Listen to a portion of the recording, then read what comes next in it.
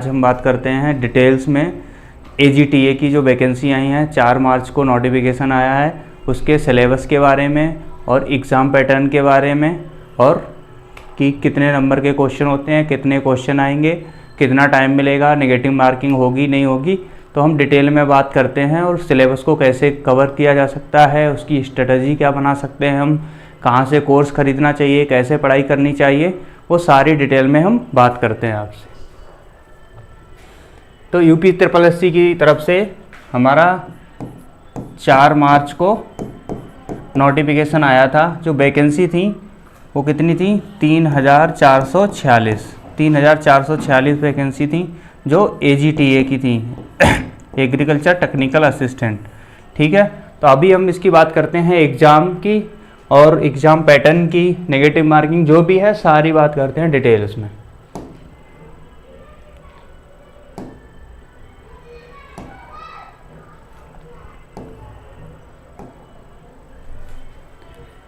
तो यहाँ पे इन्होंने क्लियर कर दिया गया है कि there will be 1 question paper in the written examination. मतलब आपका जो एग्ज़ाम होगा, रिटन एग्ज़ाम होगा, उसमें एक क्वेश्चन पेपर होगा and which will contain 100 question. एक क्वेश्चन पेपर होगा जिसमें क्या होगा, 100 क्वेश्चन होंगे and the total time duration will be 2 hours.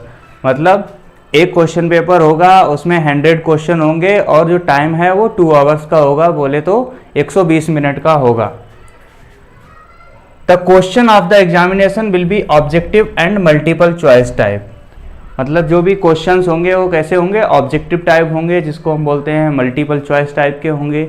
और जो ईच क्वेश्चन होगा उसके लिए 1 मार्क मिलेगा। मतलब एक क्वेश्चन 1 नंबर का होगा तो 100 क्वेश्चन 100 नंबर के होंगे। Each question will be 1 mark. There is a provision of the negative marking.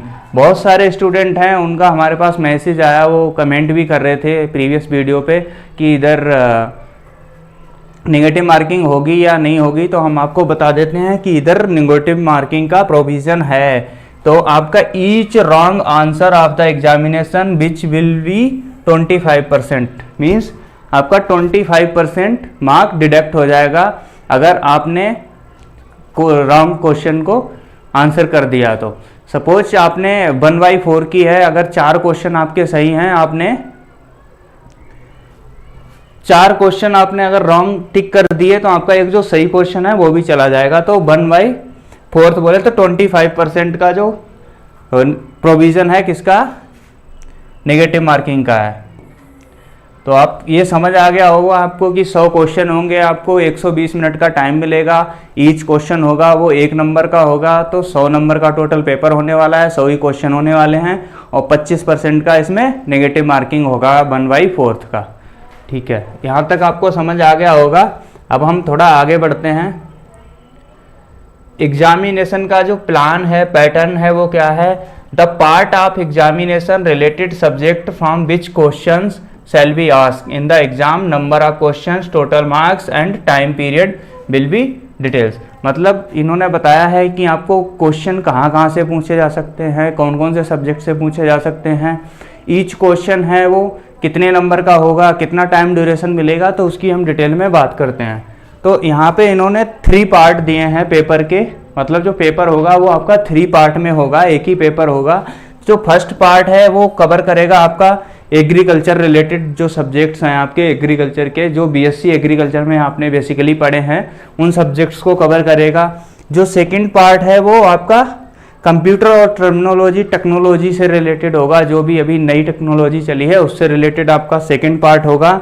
अगर तीसरे पार्ट की बात करी जाए तो जो जनरल इन्फॉर्मेशन से रिलेटेड होगा, जिसको हम बोलते हैं GS GK, मतलब उत्तर प्रदेश से रिलेटेड आपसे क्वेश्चन पूछे जाएंगे, चाहे वो हिस्ट्री के हों, जियोग्राफी के हों, कल्चरल साइंस, किसी के भी पूछे जा सकते हैं।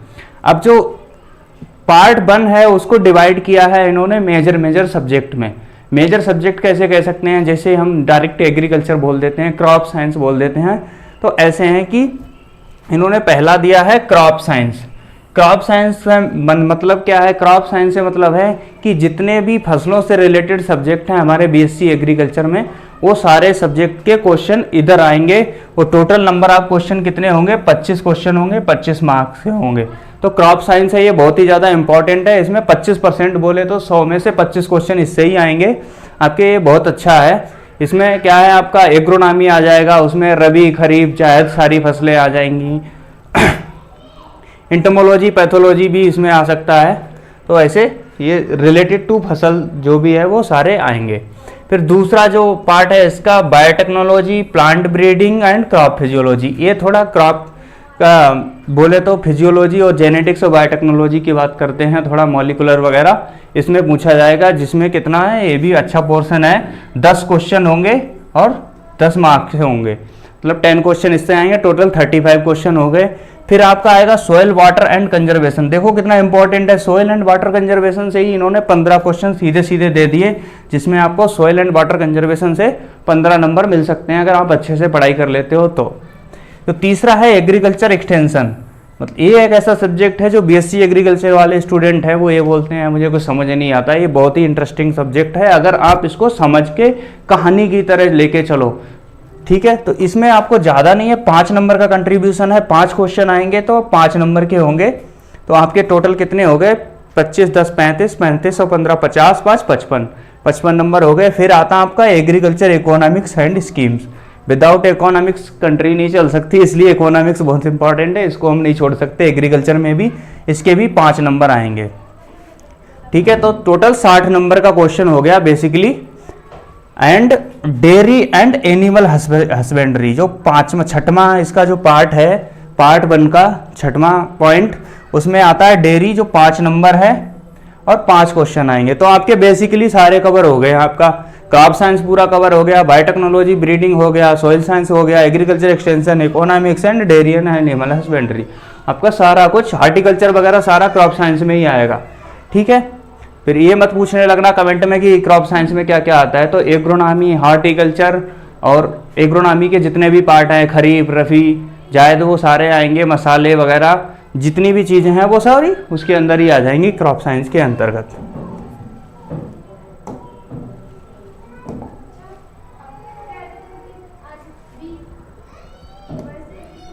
अब हम बात करते हैं पार्ट 2 की। जो पार्ट 2 है knowledge of concepts of computer and information technology and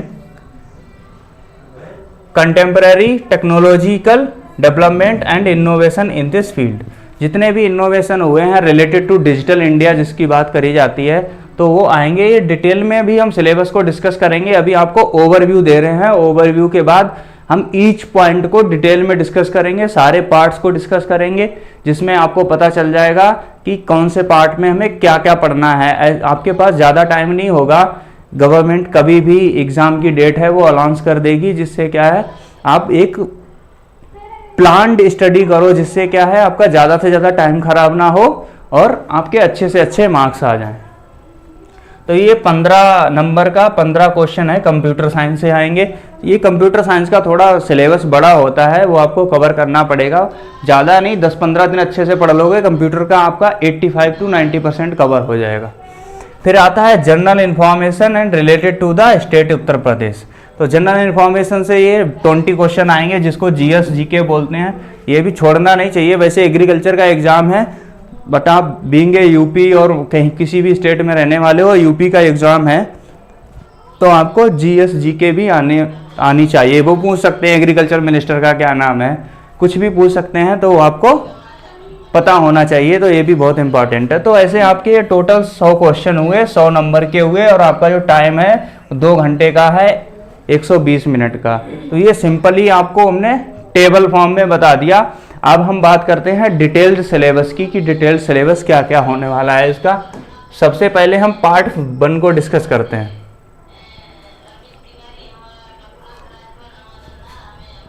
इन्होंने फिर से दे दिया यहाँ there will be the negative marking. तो हमने आपको पहले ही बता दिया 1/4 मतलब 25% की नेगेटिव मार्किंग भी है, इसलिए आप अच्छे से तैयारी करो जिससे आपको रॉन्ग आंसर ना देने पड़े, आप करेक्ट करके आओ। अब पार्ट 1 की हम बात करते हैं क्रॉप साइंस की। तो क्रॉप साइंस में सबसे पहले क्या आता है, एग्रोनॉमी का पार्ट है इधर, क्लासिफिकेशन ऑफ क्रॉप्स। अब क्रॉप्स का क्लासिफिकेशन आपको पढ़ना है, जिसमें सीजन के आधार पर है, फसलों के टाइप के आधार पर है, मार्केट के आधार पर है, मतलब जितने भी क्लासिफिकेशन है, बॉटनिकल, वेजिटेटिव, सारे आपको पढ़ने हैं। तो क्लासिफिकेशन ऑफ क्रॉप से अपने आप में बड़ा चैप्टर है, ये आपको पढ़ना है। मेजर सीरियल क्रॉप, इन्होंने मेजर सीरियल क्रॉप कर दिए, तो आपको रबी और जायद, रबी और खरीफ दोनों ही पढ़ने पड़ेंगे, जिसके लिए आप हमारे जो धान, गेहूँ और बाजरा, सोरगम, मक्का, जौ, ये सारे इंपॉर्टेंट सीरियल्स हैं, इनको आपको पढ़ना पड़ेगा, ये भी बहुत इंपॉर्टेंट है। ऐसे ही पल्सेस हैं, तो आपको जो दालें हैं, दलहनी फसलें हैं, उनके बारे में पढ़ना पड़ेगा। ऐसे ऑयल सीड, तिलहनी फसलों के बारे में पढ़ना पड़ेगा, मिलेट्स के बारे में पढ़ना पड़ेगा अलग से, फाइबर का क्रॉप्स के फाइबर के बारे में पढ़ना पड़ेगा, जिसमें हमारे सिलेबस में दो ही हैं, एक जूट है और दूसरी कपास है, तो हमें दोनों पढ़नी पड़ेंगी। उसके बाद है कैश क्रॉप, तो आपको शुगर केन, पोटैटो वगैरह ये पढ़ने पड़ेंगे। फिर है स्पाइसेस एंड फॉडर, मतलब आपको मसाले और चारे वाली फसलों के बारे में भी पढ़ना है। इसके बाद आता है fruits, flowers and vegetables crops, मतलब पूरा हार्टिकल्चर कवर कर दिया आधे लाइन में, कि फ्रूट्स पढ़ने हैं, फ्लावर्स पढ़ने हैं, वेजिटेबल्स पढ़ने हैं, मतलब आपको 3 पूरे सब्जेक्ट पढ़ने हैं major. Ground in the state and major crop production techniques and agro practices, इनकी आपको बेसिकली पूरी खेती पढ़नी है। वो कुछ भी पूछ सकते हैं आपसे, सीड रेट पूछ सकते हैं, वैरायटी पूछ सकते हैं, बॉटनिकल नेम पूछ सकते हैं, क्रोमोसोम नंबर पूछ सकते हैं, फैमिली का नेम पूछ सकते हैं, कुछ रिसेंट एक्टिविटीज़ हुई हैं या कुछ रिसेंट वैरायटी हुई हैं, वो उससे रिलेटेड पूछ सकते हैं, तो आपको ये पढ़ना है। ये हमारा एग्रोनॉमी का जो पोर्शन है वो मेजर खत्म हुआ। उसके बाद आता है post harvest management of produce, मतलब जो भी हमारा प्रोडक्शन हुआ है, चाहे वो हॉर्टिकल्चर का हो, चाहे वो सीरियल्स का हो, चाहे वो वेजिटेबल्स का हो, चाहे फ्लावर्स का हो, उसका पोस्ट हार्वेस्ट मैनेजमेंट कैसे करना है, तो वो पूरा एक हमारा सब्जेक्ट था बीएससी एग्रीकल्चर में, पोस्ट हार्वेस्ट मैनेजमेंट, तो हमको वो पढ़ना है। उसके बाद क्या है, fruits and vegetables preservation and processing, तो हमारा ये भी एक सब्जेक्ट था, फूड एंड वेजिटेबल प्रिजर्वेशन, तो हमें ये प्रिजर्वेशन की टेक्निक पढ़नी पड़ेंगी। इसमें जैम, जेली, मुरब्बा, अचार, ये कैंडी, ये सारी चीज़ें पढ़नी पड़ेंगी, ये भी बहुत इंपॉर्टेंट है। फिर नेक्स्ट पॉइंट है principle of crop rotation, cropping pattern, types of farming like dry farming, integrated farming, natural farming, monocropping, multiple cropping, intercropping and types of importance of organic farming, it's scope and economic importance and use. मतलब ये agronomy का बहुत बड़ा topic है, जिसपे मतलब कोई भी एग्जाम हो वहाँ पे आपको क्रॉपिंग पैटर्न के बारे में पूछ लिया जाता है, क्रॉपिंग सिस्टम के बारे में पूछ लिया जाता है। इन्होंने तो दे दिया है मेजर कि आपको जो भी इसमें दे दिया है उनके बारे में ही पढ़ना है, तो ये क्वेश्चन आपको मिल सकते हैं एग्जाम में, तो ये भी बहुत अच्छा है। फिर है इंपॉर्टेंस ऑफ सीड, आपकी सीड का importance, types of seed and production and methods. अब इंपॉर्टेंस ऑफ सीड पढ़ना है, फिर टाइप्स ऑफ सीड में आप क्लासिफिकेशन आ जाता है बेसिकली, तो ब्रीडर सीड, फाउंडेशन सीड, ये सारे सीड्स पढ़ने हैं। तो इसके बाद क्या है, methods of seed treatment and its importance. तो बेसिकली इन्होंने सीड टेक्नोलॉजी का काफ़ी अच्छा पोर्शन भी इस एग्जाम में पूछ लिया है, तो आपको सीड टेक्नोलॉजी से रिलेटेड भी पढ़ना पड़ेगा अच्छा खासा। फिर है basic principles, scope and importance of crop protection, तो इन्होंने basic principle and scope of, मैंने बोला आपको कि पैथोलॉजी, इंटोमोलॉजी है वो भी पूछेंगे, तो इन्होंने क्रॉप साइंस में क्रॉप प्रोटेक्शन भी पूछ लिया।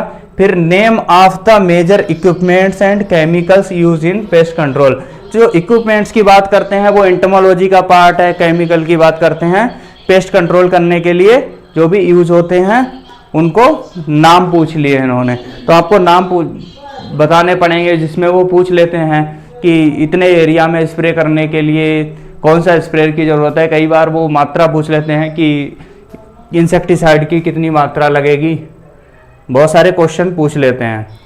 तो हम इसमें अभी थोड़ा सा बचा हुआ है उसकी भी बात कर लेते हैं। इंटीग्रेटेड पेस्ट मैनेजमेंट भी इन्होंने पूछ लिया है, मतलब हमें पेस्ट मैनेजमेंट करने के लिए कल्चरल हो गए, बायोलॉजिकल हो गए, केमिकल हो गए, वो सारे मेथड्स के बारे में अच्छे से डिस्कस करना है, पढ़ाई करनी है। फिर है इंसेक्ट पेस्ट एंड डिजीज, मतलब जो मेजर क्रॉप्स हैं उनके इंसेक्ट पेस्ट डिजीज कौन कौन से हैं, उनका काजल ऑर्गेनिज्म कौन कौन सा है, वो सारी चीज़ें पढ़नी है। वो किसी का भी पूछ सकते हैं कि बाजरे में हरित वाली रोग किसके कमी से लगता है, तो वो एग्जाम्पल में फंगस भी दे सकते हैं, उसका काजल ऑर्गेनिज्म का साइंटिफिक नेम भी पूछ सकते हैं आपसे। तो principle and system of produce storage and factor affecting to the quality and produce and storage its management, मतलब आपको स्टोरेज के बारे में भी पढ़ना है और उसके जो प्रभावित करने वाले कारक हैं वो भी पढ़ना है। तो उसमें आपके जो स्टोरेज गेन पेस्ट होते हैं, इंसेक्ट्स होते हैं, उनके बारे में भी आपको पढ़ना है। फिर है दूसरा जो हमारा पॉइंट है, जो दूसरा सब्जेक्ट में आता है, वो है biotechnology. Biotechnology, plant breeding and crop physiology. Being a plant breeding student तो प्लांट ब्रीडिंग अच्छे से आती है, फिजियोलॉजी भी पढ़ी है, बायोटेक्नोलॉजी भी पढ़ी है, तो आपको पढ़ना है। इसमें ज़्यादा बड़ा सिलेबस नहीं है, बट आपको घूम के पूरा ही आना है। तो पहला है importance and utility of biotechnology in agriculture. इन्होंने क्या करा, पूरा बायोटेक्नोलॉजी का एक मेन टॉपिक होता है वही दे दिया कि इंपॉर्टेंस क्या है बायोटेक्नोलॉजी का, यूज क्या है। तो जितने भी बैक्टीरिया वगैरह है वो हमें सारे पढ़ने पड़ेंगे, उनका यूज क्या है, कैसे प्रोडक्ट बनते हैं, टिश्यू कल्चर क्या है, सारी चीज़ों का ओवरव्यू पूछ लिया हमसे। उसके बाद आता है principles, use and importance of genetics and plant breeding. Same question इन्होंने जेनेटिक्स एंड प्लांट ब्रीडिंग में पूछ लिया है। एक लाइन देखें आप, ये मत सोचना कि बहुत सिंपल है। इंपॉर्टेंस, ये प्लांट ब्रीडिंग ही इन्होंने पूरा पूछ लिया है। प्लांट ब्रीडिंग के यूज की बात करते हैं तो फिर वो सारे ब्रीडिंग के मेथड्स भी आ जाते हैं कि कौन सा मेथड किसके लिए यूज करते हैं। फिर है photosynthesis, respiration, evaporation, plant anatomy and metabolism. इन्होंने फिजियोलॉजी में भी मैक्सिमम सारा कुछ पूछ ही लिया है, जो बहुत इंपॉर्टेंट है। तो बायोटेक्नोलॉजी, प्लांट ब्रीडिंग का जो एग्रीकल्चर के स्टूडेंट होते हैं वो थोड़े इस पार्ट में वीक होते हैं, तो उनको फोकस करना पड़ेगा, क्योंकि ये 10 नंबर का आपका आएगा, तो आप ऐसे ही नहीं छोड़ सकते इसको। फिर आता है soil and water conservation. Soil and water conservation की बात करते हैं तो इन्होंने थोड़ा डिटेल में पूछ लिया है। डिटेल में पूछ लिया, आपको बताते हैं इन्होंने डिटेल में क्या क्या पूछा है। 15 नंबर का है हमारा ये part, soil and water conservation. इन्होंने क्या क्या पूछा है वो आपको हम बताते हैं। Properties and components of soil, process and soil formation, types of soil, erosion and it's conservation techniques. मतलब जो पहला चैप्टर है वो पूरा पूछ लिया, प्लस इन्होंने इसमें सॉइल इरोजन एंड इस कंजर्वेशन टेक्निक भी पूछ ली। तो सॉइल इरोजन ही अपने आप में बहुत बड़ा चैप्टर है।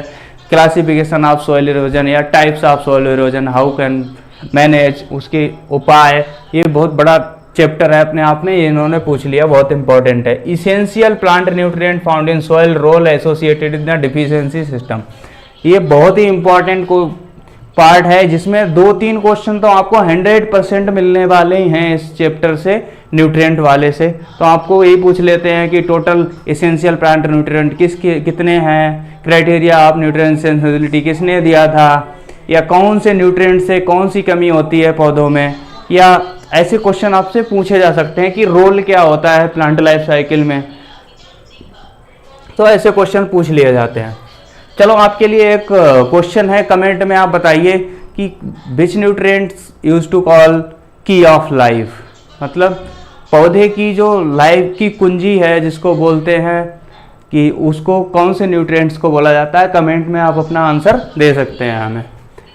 Classification of fertiliser, its nutrient and content, method of application. मतलब ये classification of nutrient and fertiliser अपने आप में पूरा एक बुक है, इससे भी इन्होंने दे दिया है, जिसमें आपको मैक्सिमम पढ़ना पड़ेगा। Integrated nutrient management, types, importance and role, organic fertiliser, bio fertiliser. ये भी बहुत इंपॉर्टेंट एक टॉपिक है इंटीग्रेटेड पेस्ट मैनेजमेंट का, जिसमें हमारी गवर्नमेंट भी है जो ऑर्गेनिक और बायो फर्टिलाइजर्स को बढ़ावा देती है। फिर है soil microbiology and major role in crop production. तो इसमें हम पढ़ सकते हैं जैसे राइजोबियम वगैरह है, सोयल बैक्टीरिया हैं, तो उनके बारे में पढ़ के हम हो जाएगा। तो soil survey method, soil sampling and soil conservation technique, ये भी एक इम्पॉर्टेंट टॉपिक है, जिसमें एक आध क्वेश्चन पूछ लिया जाता है। Source method and it's importance of irrigation, मतलब इरिगेशन के सोर्स कौन कौन से हैं हमारे पास, मेथड कौन कौन से हैं, इनका इम्पोर्टेंस क्या है, ये भी अच्छा टॉपिक है। Basic concept and method of drainage, मतलब इरिगेशन एंड ड्रेनेज दोनों चैप्टर आपको अच्छे से पढ़ने हैं, इसमें से भी क्वेश्चन पूछे जा सकते हैं। बेसिक सा क्वेश्चन हो सकता है कि इस फसल के लिए सिंचाई की कौन सी विधि उपयुक्त है, तो आपको ये पढ़नी पड़ेगी। फिर है water shade management. Water shade management आजकल बहुत इंपॉर्टेंट है, basically in dry land areas में। ड्राई लैंड एरिया में वाटर शेड मैनेजमेंट की बहुत ही ज़्यादा उपयोगिता है, इससे 100% एक क्वेश्चन तो आना ही आना है।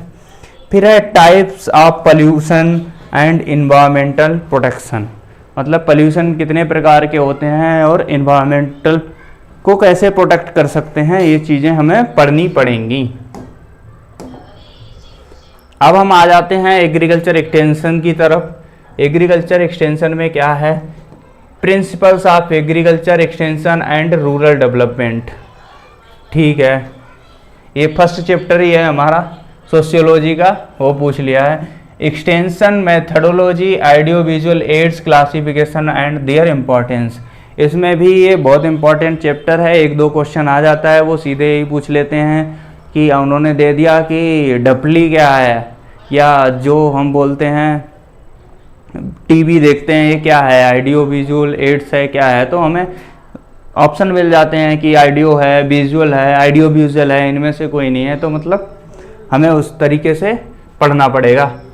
Training and objectives, importance and it's type, training क्या होती है, इसके ऑब्जेक्टिव्स क्या होते हैं, इसकी इंपॉर्टेंस क्या होती है, तो हमें ये सारी चीज़ें पढ़नी पड़ेंगी। फिर है different programmes and schemes of the government of India. ये बहुत इंपॉर्टेंट क्वेश्चन है, जो बहुत पहले से लेके अभी तक की भी पूछी जा सकती हैं। रिसेंट में जो गवर्नमेंट की स्कीम्स आई हैं उनके बारे में भी पूछा जा सकता है। अगर आपने एक दो वीडियो हमारी देखी होंगी तो हम भी स्कीम्स के बारे में डिस्कस करते हैं। एक ऐसी वीडियो बना देंगे जिसमें जो लास्ट की अभी 10 ईयर 5 ईयर की जो मेजर स्कीम्स हैं उसके बारे में बता देंगे, जिसमें आपको एक दो क्वेश्चन आराम से मिल जाएगा।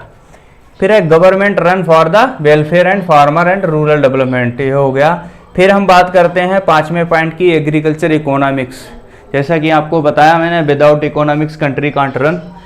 तो role of agriculture in 1 trillion economy of UP, मतलब यूपी की 1 ट्रिलियन इकोनॉमी है, उसमें एग्रीकल्चर का क्या रोल है। मतलब इन्होंने जो क्वेश्चन है ना एग्रीकल्चर से हटा के इन्होंने सिचुएशनल दे दिया है, तो आपको इसको टैकल करना पड़ेगा। तो economic reform in agriculture sector, concept of import and export of agriculture production, मतलब जो भी एग्रीकल्चर के प्रोडक्ट्स हैं उनको इम्पोर्ट करना, एक्सपोर्ट करना, उसकी कितनी इम्पोर्टेंस है। हमारे लिए तो एक्सपोर्ट करना ही इम्पोर्टेंस है, अगर हम इम्पोर्ट करेंगे बाहर से तो हमारा पैसा जाएगा, अगर हम एक्सपोर्ट करेंगे तो हमारे पास बाहर से पैसा आएगा। इसलिए ज़्यादा से ज़्यादा किसान भाइयों को प्रोत्साहित करो, अच्छे वो अपनी फसलें उगाएं, ऐसी फसलें उगाएं जो हमारे किसान भाई उगाना नहीं चाहते हैं, जिनका अदर प्रॉफिट है, हम यूज नहीं करते हैं बट उनको हम बाहर बेचते हैं। जैसे कॉटन है, हमारे यहाँ की बहुत अच्छी क्वालिटी है बट कुछ महाराष्ट्र और गुजरात में ही ज़्यादा कॉटन उगाई जाती है, तो हम और किसानों को भी प्रोत्साहित कर सकते हैं। तो formulation of plan of for agriculture, principle of agriculture statics, principle and importance of agriculture economics, MSP of different crop, जो सबसे बड़ा मुद्दा छिटा हुआ है एमएसपी का, तो एमएसपी पे ही क्वेश्चन पूछ लिए तो आपको यही पूछा जा सकता है कि अभी जो 2 साल में एमएसपी पे गेम हो रहा ना ऊपर नीचे फार्मर्स और गवर्नमेंट के बीच में, तो ये भी बहुत इंपॉर्टेंट है। तो ये भी आपको क्वेश्चन 100% आएगा ही आएगा। वो सीधे गेहूं, धान, गन्ना किसी में से एमएसपी पूछ लेगा, या आपसे ये पूछ लेगा कि कौन सी क्रॉप की जो एमएसपी है वो ज़्यादा बड़ी है, ज़्यादा % बड़ी है। तो आपके लिए हम एक डिटेल्ड वीडियो बना देंगे एमएसपी से रिलेटेड, जिसमें से आपका एक भी क्वेश्चन बाहर जाने वाला नहीं है। फिर है एग्रीकल्चरल मार्केटिंग। अब मार्केटिंग की बात नहीं करेंगे फिर एग्रीकल्चर बेचेंगे किधर, बेचेंगे नहीं तो पैसा नहीं आएगा। तो एग्रीकल्चर मार्केटिंग भी हमें पढ़नी है, जो हमने बीएससी में एक सब्जेक्ट ही पढ़ा था पूरा। अब हम आ जाते हैं डेयरी एनिमल एंड हस्बेंड्री में। तो different breeds of domestic animal feed and management, मतलब different breed of domestic animal. तो इसमें एनिमल की बात आ गई और हम यूपी से बिलोंग करते हैं तो गाय, भैंस, भेड़, बकरी ये आ जाएंगे। उसके बाद है objectives and methods of animal breeding. ये भी बहुत अच्छा है। आजकल आर्टिफिशियल इंसेमिनेशन चलता है, आपने देखा होगा कि हम जब छोटे छोटे थे तो जो पशु थे हमारे वो बेसिकली लोकल के थे, जिसको बोलते हैं लोकल नस्लें, देसी नस्लें थीं। अभी जब से आर्टिफिशियल इंसेमिनेशन आया, जिसको कृत्रिम गर्भाधान बोलते हैं, उसके बाद से क्या है, नस्लों में बहुत ज़्यादा सुधार हुआ है। हमारी गवर्नमेंट ने भी बहुत सारे रिसर्च स्टेशन है जिनका बहुत ज़्यादा योगदान है इसमें। इसके बाद है milk production and it's distribution. Milk production और डिस्ट्रीब्यूशन की बात करिए तो ये भी बहुत बड़ा अपने आप में चैप्टर है। Basic knowledge of poultry farming, fish farming and apiculture and sericulture. Major disease domestic animal diagnostic and disease, मतलब हमारे लिए मधुमक्खी पालन, रेशम पालन, फिश फार्मिंग, पोल्ट्री फार्मिंग भी पढ़नी है। उसके बाद हमें डोमेस्टिक एनिमल में जो भी डिजीज़ लगती हैं, उनके कॉजल ऑर्गेनिज्म होते हैं, बीमारियां होती हैं, उन बीमारियों के बारे में भी अच्छे से पढ़ना है। इसके बाद हम बात करते हैं पार्ट 2 की, जो कंप्यूटर से रिलेटेड है। जैसे कि मैंने आपको बताया काफ़ी बड़ा है। Knowledge of concept of computer and it's and information technology की बात करते हैं तो सबसे पहले तो आ जाता है कि भाई सबसे पहले कंप्यूटर किसने बनाया, कौन सा बना। तो history and introduction and application of computer.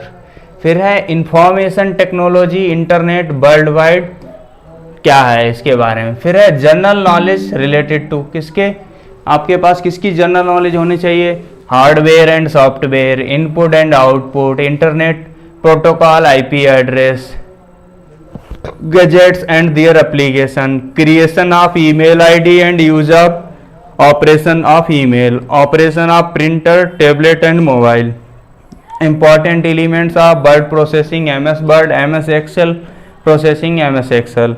फिर है operating system, social networking, e governance, digital financial tools and application, future skills and cyber security, technological development and innovation in the field of computer and information technology, artificial intelligence, big data processing, deep learning, machine learning, internet and things and India's achievement in this field.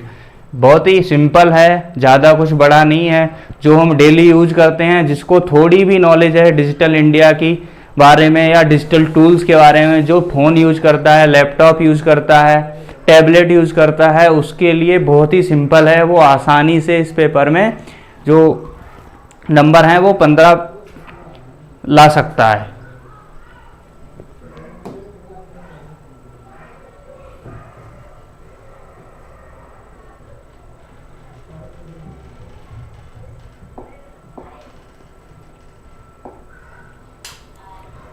अब हम बात करते हैं part 3 की। Part 3 में जो पूछा है उन्होंने, general information related to the state of Uttar Pradesh. तो in this part of the question paper, question based on history. तो फर्स्ट हिस्ट्री पढ़ना है आपको यूपी की, फिर पढ़ना है कल्चर यूपी का, फिर आर्ट यूपी की, आर्किटेक्चर यूपी के, फेस्टिवल्स। आर्किटेक्चर की बात करें तो आप राम मंदिर को मत भूलना, इसकी स्थापना कब हुई, किसने करी, कैसे हुई, वो सारी चीज़ें आपको ये भी पूछा जा सकता है कि कोर्ट ने राम मंदिर का फैसला कब सुनाया, तो आप इसको मत भूलना। आर्किटेक्चर में आपसे पूछा जा सकता है कि कौन सा आर्किटेक्चर नया बना, फेमस है, ये चीज़ें पूछी जा सकती हैं। Festivals, folk dance, literature, regional language के बारे में पूछा जाएगा, हेरिटेज के बारे में, सोशल कस्टम्स के बारे में, tourism, geographical, landscape and environment, natural resources, climate, soil, forest, wild life, mines and minerals, economy, agriculture, industry, business and employment, polity, administration, Uttar Pradesh and current events and achievements of Uttar Pradesh state in various field etc will be asked from the candidate. तो cultural event की बात कर रहे हैं, recent cultural event की बात कर रहे हैं, अचीवमेंट की बात कर रहे हैं, तो राम मंदिर को भूलना मत, उसका एक क्वेश्चन तो आना ही है। तो हमारा जो सिलेबस का डिस्कशन था वो अभी कंप्लीट हो गया है, हमने सिलेबस कंप्लीट कर लिया है। अब आपको बताते हैं कि आपकी स्ट्रेटजी क्या होनी चाहिए तैयारी करने की। एग्रीकल्चर के स्टूडेंट एक्चुअली गलती क्या करते हैं, गलती ये करते हैं जैसे उन्होंने 80% जो पार्ट है वो दे दिया एग्रीकल्चर से और 20% पार्ट है वो दे दिया जीएस से। अब एग्रीकल्चर स्टूडेंट क्या करता है, इसको जाता है भूल, वो कहता है 20% ही तो है, क्या है, ज़्यादा नहीं है। वो 80% पे फोकस करता है। 80% में फोकस कहाँ करता है, वो फोकस करता है दो जगह। वो एक तो करता है एग्रोनॉमी में और दूसरा करता है हॉर्टिकल्चर में। वो एक तो एग्रोनॉमी में फोकस करता है, एक हॉर्टिकल्चर में फोकस करता है। अब एग्रोनॉमी में फोकस करके वो क्या कर सकता है, ये टोटल पोर्शन है वो हमारा कितने नंबर का है, 40 नंबर का है। तो वो क्या भूल जाता है, वो भूल जाता है क्या क्या, बायोटेक्नोलॉजी,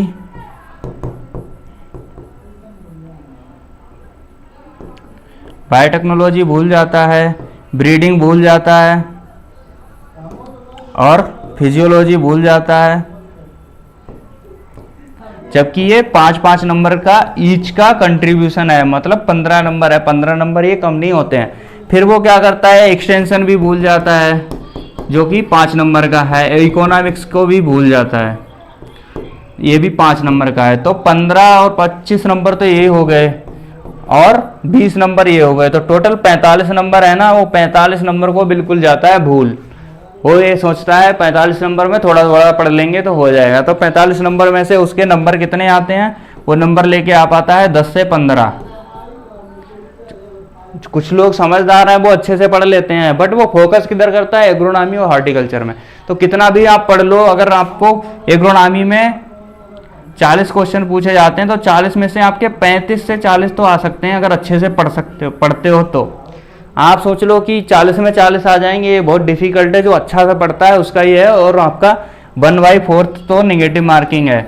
इसकी वजह से क्या है, आपका एक क्वेश्चन गलत हो गया तो आपका सही क्वेश्चन को भी काट लेगा। अगर आपने 4 गलत कर दिए तो आपका एक सही भी चला जाएगा, तो मतलब आपके 5 क्वेश्चन गलत हो जाएंगे। तो आपको क्या करना है, स्ट्रेटजी प्लान करना है। आपको सारे सब्जेक्ट्स हैं उनको इक्वल इंपॉर्टेंस देनी है।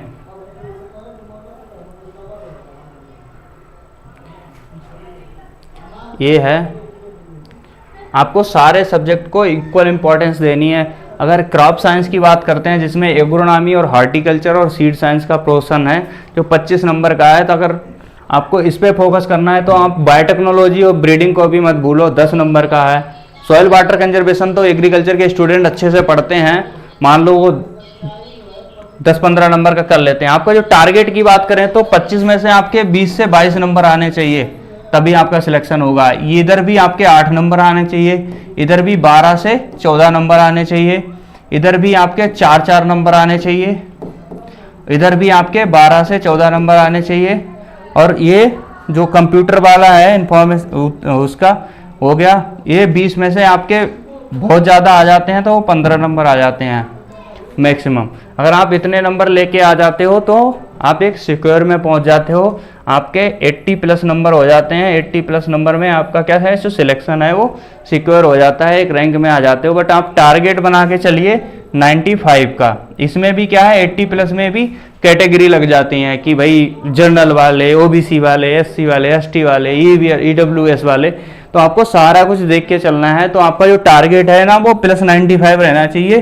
जो 5 नंबर कटने हैं आपके, वो किधर कटने चाहिए, वो एक नंबर तो आपका एक्सटेंशन और इकोनॉमिक्स में कट सकता है क्योंकि आपका इंटरेस्ट कम होता है, और आप 2-3 नंबर जीएस में काट सकते हो। बाकी आप किसी भी सब्जेक्ट में एक भी नंबर नहीं काट सकते हो। अगर आपका नंबर कटेगा उतना ही आप बच्चों की जो लाइन है ना उसमें पीछे जाते जाओगे। 1 नंबर का मतलब हजारों बच्चों से पीछे पहुंच जाओगे।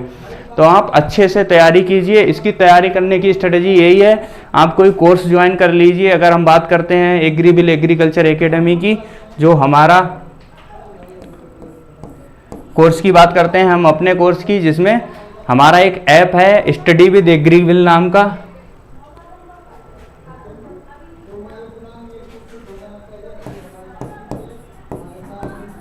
स्टडी विद एग्रीबिल, आप स्टडी विद एग्रीबिल को गूगल प्ले स्टोर से डाउनलोड कर सकते हैं।